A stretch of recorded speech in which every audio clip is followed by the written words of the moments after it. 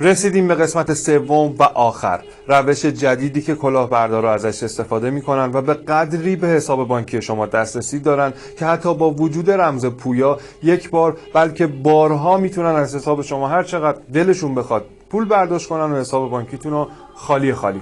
در چند روز گذشته بیش از 100 نفر به پلیس فتای پایتخت مراجعه کردند. 1 میلیون، 33 میلیون، 30 میلیون، 10 میلیون و 21 میلیون تومان از حساب مردم کم کرد. اگر تا الان هیچ اطلاعاتی درباره اینکه چطوری حسابهای بانکی و کارت‌های بانکی رو خالی میکنن ندارین، ویدیوی قسمت اول که اینجاست و ویدیوی قسمت دوم که اینجاست رو پیشنهاد میکنم ببینید تا متوجه بشید که داستان از چه قراره.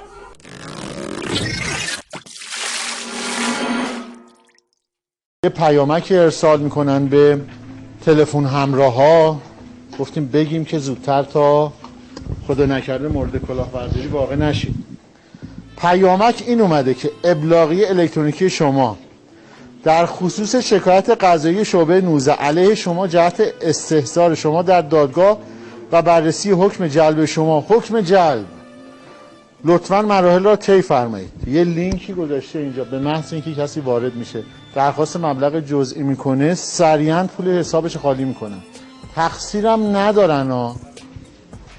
بررسی حکم جلب شما، منم که باشم تنم میلرزه. از ترسی که برام پیش اومده بود رفتم تو لینک. وقتی که وارد لینک شدم گفت اگه میخوای ابلاغیت ببینی 2000 تومان بعد واریز کنی. به محض اینکه 2000 تومان رو واریز کردم خرید اینترنتی هم شروع شد. 1 تومان، 2 تومان، 3 تومان، 5 تومان.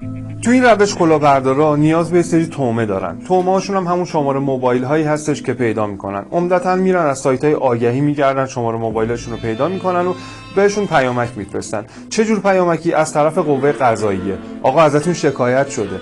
شما باشید استرس نمیگیرید؟ میگیم شکایت چی؟ داستان چی؟ کی شکایت کرده؟ سر چی؟ بعد میگه که اگر میخوای ببینی این لینکو کلیک بکن. لینکو کلیک میکنید یه دونه اپلیکیشن دانلود میشه و شما هم باشید دانلودش میکنید دیگه، چون استرس گرفتید که ببینید چیه قضیه. میگه باید حتما این رو دانلود کنید تا بتونی متن اون احضاریه رو ببینید. میگه فلان تاریخ، فلان شعبه، فلان دادگاه باش. شما هم باشید این کارو میکنید. اپلیکیشنی که باز میکنید یک سری آرم و علائم و شکلایی که شبیه به قوه قضاییه هست و سامانه سنا هست مثلا براتون باز میشه و شما انقدر استرس دارید که اون پایین مینویسه آقا شما اگر میخواین این شکوایه رو ببینید 2000 تومان پرداخت بکنید که این شکوایه برای شما نمایش داده بشه. و خب مسلما اون طرف استرس داره، میخواد ببینه زودتر چیه. 2000 تومان هم مبلغی نیست، فکر میکنه حالا کارمزد اصلا، پرداختش میکنه. این وسط چه اتفاقی میفته؟ وقتی شما میخواید پرداخت اینترنتی انجام بدید مسلما شماره کارت رو باید بدید و CVV2 و تاریخ انقضا و چی رو نداره؟ رمز پویا. رمز پویا رو چطوری به دست میاره؟ اون زمانی که اپلیکیشن رو گوشی شما نصب میشه شما ناخودآگاه مجوز دسترسی به پیامک هاتون رو بهش میدید و طرف اون بر داره خرید اینترنتی سنگین‌تر انجام میده و هر چند بار هم که بخواد میتونه با توجه به مشخصات کارتی که بهشون دادید اون مراحلش رو طی بکنه و درخواست رمز پویا بزنه. رمز پویا به شما پیامک میشه، اون اپلیکیشن پیامک شما رو میبینه و برای طرف میفرسته. به همین سادگی.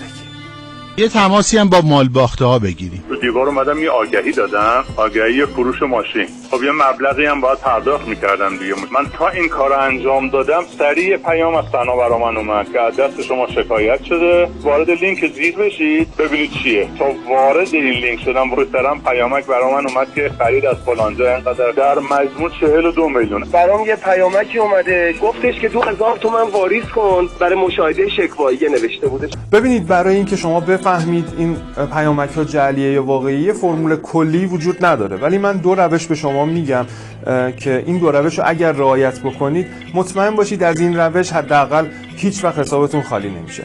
مورد اول، هیچ اپلیکیشن اضافه و ناشناسی رو گوشیتون نصب نکنید. یعنی بهتر بگم هر اپلیکیشنی رو نصب نکنید رو گوشیتون. اپلیکیشن هایی معتبر از مارکت های معتبر مثل گوگل پلی، مثل حالا و بقیه مارکت هایی که وجود داره. مورد دوم این که ببینید شما رو یا خیلی ناراحت میکنن یا خیلی خوشحال میکنن یا به شما استرس وارد میکنن که حالا مثلا نمونه استرسش همین از شما شکایت شده است. یا مثلا شما رو توی شرایطی قرار میدن که به هر حال حالت طبیعی نداشته باشید. به عنوان مثال بخوام بهتون بگم، یکی از دوستان برای من تعریف کرد که چند وقت پیش این اتفاق براش افتاده بوده. توی تلگرام و حالا یادم نیست واتساپ بود یا تلگرام بود، غیر از پیامک بود، خلاصه بهش پیام داده بودن که اگر تا 30 دقیقه دیگه این اپلیکیشن رو نصب بکنی به شما ارز دیجیتال رایگان تعلق میگیره.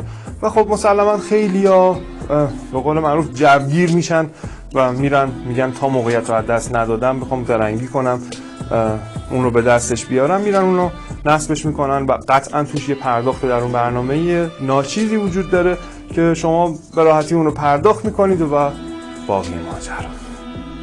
امیدوارم روزی برسه که دیگه نیازی به تولید چنین محتوایی نباشه و جامعه انقدر آگاه شده باشه که دیگه این مسائل رو ما شاهدش نباشیم و نشنویم از جایی.